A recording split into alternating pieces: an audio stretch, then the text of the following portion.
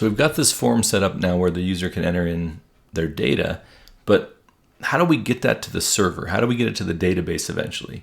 And this is one of these situations as a teacher where I'm trying to decide, where do I start? Which part of this process? Because you have to do a few different things, and what makes the most sense? Well, I've picked an order, but know that you don't have to do it in this particular order. But this is what made sense to me as I was thinking about explaining it to you.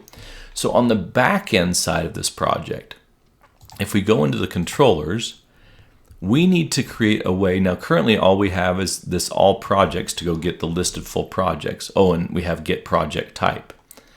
We need to create a way for the user, when the user enters data, for it to update the database. And so we need an API action here that's related to adding data. And so this is different than what we've done before.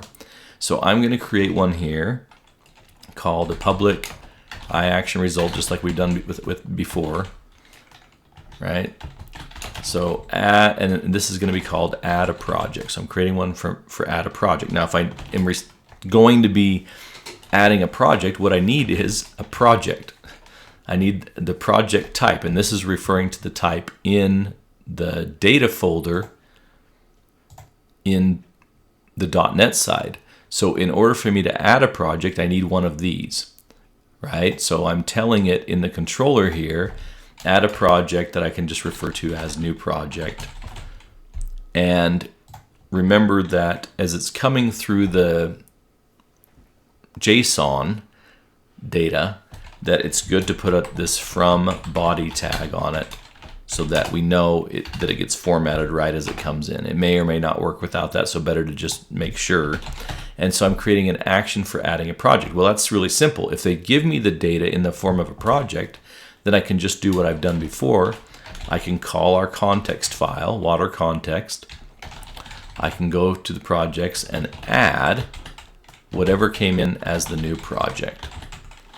And then we know that from our experience before, that we need to go to that water context file and save the changes to the database.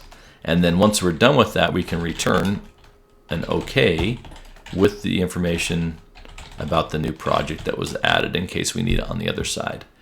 And then this all needs to be in an attribute that is for, we've done HTTP GET in the past, right? This is going to be for the HTTP post. And then I can put in here whatever I want. That this is to add. Okay, so I'll just say add. I've done it lowercase, but I can't remember why. Maybe I'll leave it uppercase and see if it breaks. That's a good strategy. That's what I typically do. Now, I hadn't thought to do this, but I'm actually just going to go add the other ones in right now for the, we'll do it all at once. For the delete, the edit, and the delete, let's build those as long as we're here as well. So in order to update the project, to edit, there's a separate type of thing we do, which is to post to the project. So I'm going to put in here public iActionResult, and this one will be update the project. Well, if I'm updating the project, what do I need? Well, first of all, I need to know which project is it that I'm updating. So I'm going to have an int for the project ID. Later I'm going to make a mistake because I put it as ID in my notes, but I've just changed my mind. And so when this messes up, remind me that that was the issue. And then I need to know what the information for the updated project. So I'll do the same thing from project, and instead of calling it new project, I'll call it updated project. All right, I was going to go through it, like I say, and do these one at a time to kind of walk through that process, but hopefully this makes sense to you. We have to have methods on the API side for each of these things. And so here I can, first of all, create a var that I'll refer to as existing project, and I'll go out to the water context, go into the projects, and then find the project with that project ID. So first of all, I'm going to go pull the project into this existing project, which will turn into a project, by the way. We can see the type it'll turn into. And then I can go and update that information. So I can go and set the existing project dot project name equal to whatever the updated project that just came in dot project name was. Okay, and same thing for the existing project. I won't update the ID, but other than that, I'll take advantage of IntelliSense here because I'm trying to hustle for each of these things. So we'll get the project type. We'll set the existing project dot what's next? Project regional program. And I don't know that it matters the order. Existing project dot, and the next one I have is project impact is going to be equal to the updated project impact. Existing project dot project phase is going to be equal to the updated project phase. Existing project functionality status is going to be equal to the updated project. So we're going and updating all of these different fields with that new information. And then once we've done that, then we can say, go out to our context file, go into the projects table and update with our existing project that we've just built. So the new information, and then obviously after that we'll want to go to our context file and save changes. And then we can return, okay, and we can return the information for the existing project in case we need to use it on the other side. All right, so that's our update project. Now on this one, what we're gonna do is add in the attribute. We did a HTTP GET and HTTP POST. This one we're going to do for the update an HTTP PUT. And then in there, we can create the path. And so I'll say update project / and whatever the project ID was. I just got to remember to change that. Help me remember. And save that. So now I've got a call built for the add. I've got a call built for the update.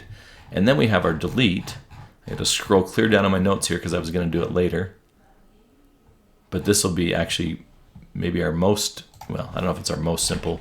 But here for the delete, we can do a public action result delete project. And if we want to delete, what do we need to know? Well, what we need to know is the project ID. And if they give us the project ID, we can delete. So I'm going to come in here. I go find the project first of all. So I just say, which project is it? I'll go out to my water context and find by the project ID what we're trying to find. And then if by chance the project is null, so if it's null, then we can return a not found message or not found, yeah. So I can put in there a message saying the project not found in case there is that possibility. So always good to put in some error handling. And then other than that, we can go to our water projects and remove. And what are we going to remove? We're going to remove this project that we found. So we put in here project. And then we can go to our water context and save changes. And then in this case, we'll just return, so we can return a no content, which means that it was successful. The delete was successful. We're not returning the project because it was deleted, but we can just return this thing called a no constant, which just means it was successful. So we've updated our API now to have these three different methods. Oh, I forgot. And above this, I gotta do this fast.